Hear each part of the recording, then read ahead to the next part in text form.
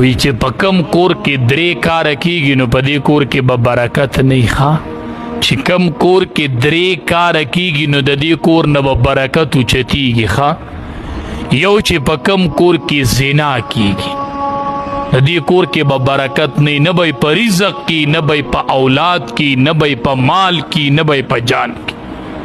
دویم چې اسراف کیږي په کم کور کې، سیزونه بېدریغه تویږي.